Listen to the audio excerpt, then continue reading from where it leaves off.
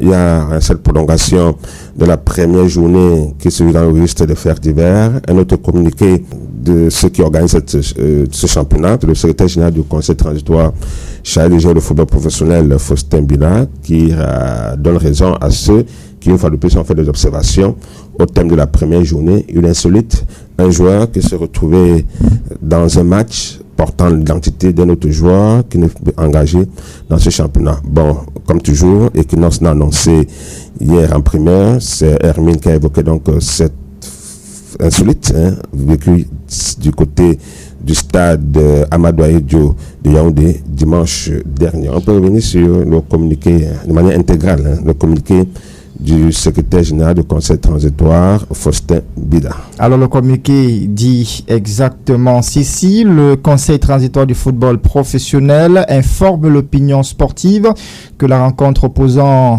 Canon Sportif de Yaoundé à Stade Rennais de Milan, comptant pour la première journée du championnat professionnel MTN Elite One, a été marquée par un incident regrettable.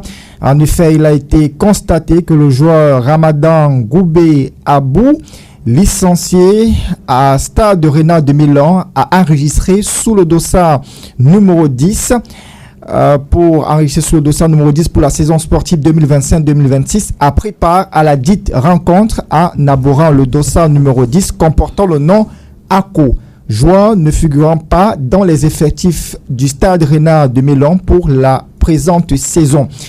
Un tel manquement inadmissible à ce niveau de compétition constitue une violation manifeste des règles administratives et organisationnelles en vigueur. À ce titre, le dossier sera transmis à la Commission fédérale d'homologation et des disciplines compétente pour en connaître en vue de l'application des sanctions disciplinaires appropriées tant à l'encontre du joueur concerné que des officiels de la rencontre pour manquement à leur obligation de vigilance et de rigueur dans l'exercice de leur mission.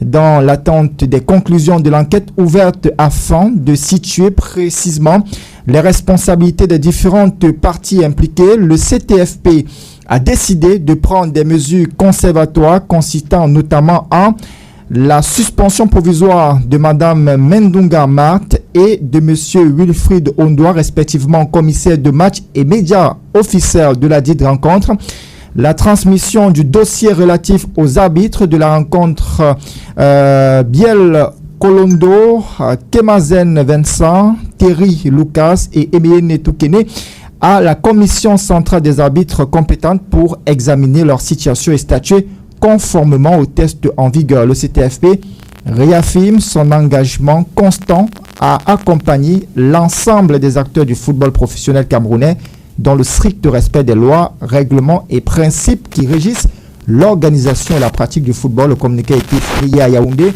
par le secrétaire général du CTFP, Faustin Bida. Il faut peut-être expliquer parce que hier, depuis la publication du communiqué, il y a certains qui n'ont rien compris et versent de la confusion. On va prendre quel exemple, le dossier est bon, numéro 10, et le joueur porte donc un nom de quelqu'un qui existe, ce n'est pas un surnom. Pas de temps dit, quand on a joué par exemple en France avec sur le dos le mot bienvenue. Non, il s'agit d'une personne qui existe. Je prends un exemple. Nous avons cette année Hermine dans l'équipe de l'Union de Douala avec le dossard numéro 10. Après, pour certaines raisons, Hermine va s'installer en France ou ailleurs.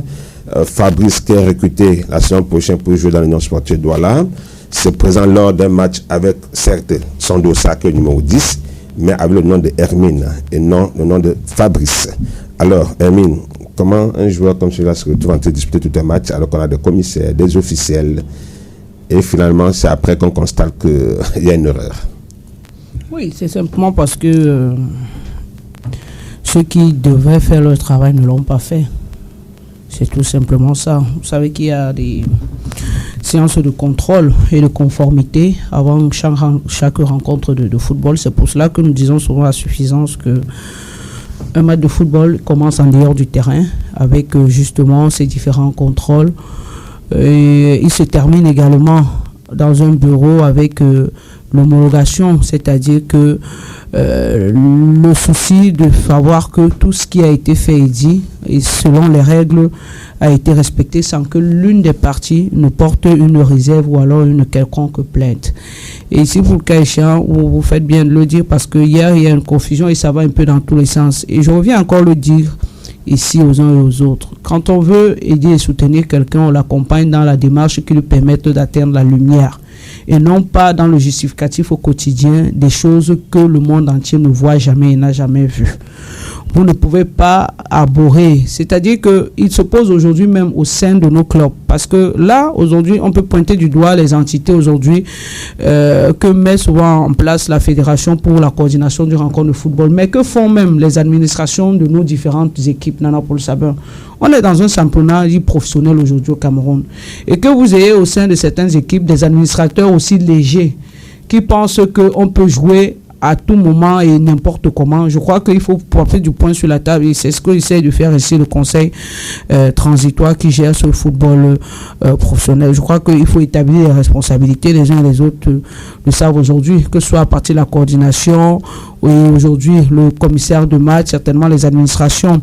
Et sinon, l'administration aujourd'hui de l'équipe de Stade Rennais de Melon qui est celle impliquée dans cette affaire, il faut aujourd'hui trouver des sanctions et prendre de plus en plus de mesures. On a plusieurs fois parlé de la légèreté avec laquelle certains dossiers sont traités. Comment est-ce que nos administrations justement font preuve d'un manque même de connaissance de ce qui devrait être. Il faut davantage mettre un accent sur la formation aujourd'hui des coordonnateurs et des commissaires de match parce que aujourd'hui on a bien vu que les commissaires de match généralement aujourd'hui c'est pour récompenser un X ou un Y parce que voilà, il est emprunt à accepter sinon à adouber tout ce qui se fait au niveau de la fédération ou alors des entités aujourd'hui que j'ai la fédération et par conséquent on récompense souvent des gens comme ça en les envoyant jouer un match alors que ce sont des formations bien ficelées, bien accrues que doivent passer ces différentes personnes pour connaître au-delà des lois de jeu le système même et ce que prévoit justement un certain nombre de canons pour pouvoir participer à une rencontre de football. Mais malheureusement aujourd'hui de plus en plus quand vous regardez, vous allez sur dans les stades, vous regardez les heures de jeu, vous vous rendez compte qu'il y a beaucoup de coordinateurs, beaucoup de commissaires, beaucoup d'inspecteurs même qui ne savent pas véritablement ce qu'ils font là et pourquoi ils sont là.